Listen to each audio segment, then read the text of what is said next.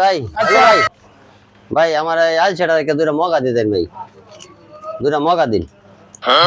রাইলসা কুন্ডার মগা কুন্ডা বুঝতে পারছি।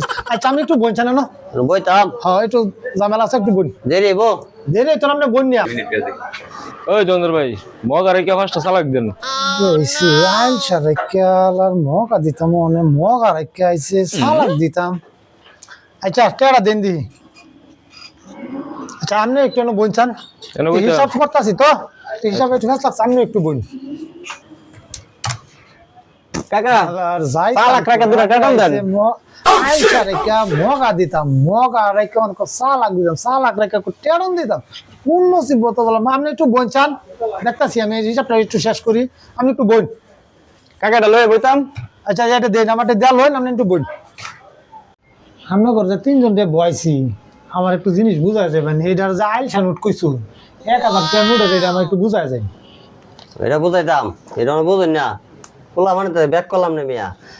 এটা আইসা যে নোট, এই নোটটা ঘর থাকে বেশিরভাগ ফরিয়া, এটা জমা থাকে ঘরের মধ্যে সবার কাছে বেড়েন তো নিয়া থয়ে দেয়, বেটে তো নিয়া থয়ে দেয়, অনেক বিপদ ফললে পরে এটা একটা পাওয়ার, এটা নাম হচ্ছে আইসা নোট।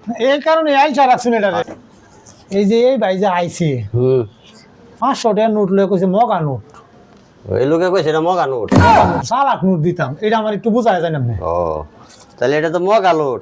এটা মনে করুন যে হেবো করতে হেবো করতে হেবো করতে হেবো করতে হেবো করতে হেবো করতে, এই কারণে সেটা মগা।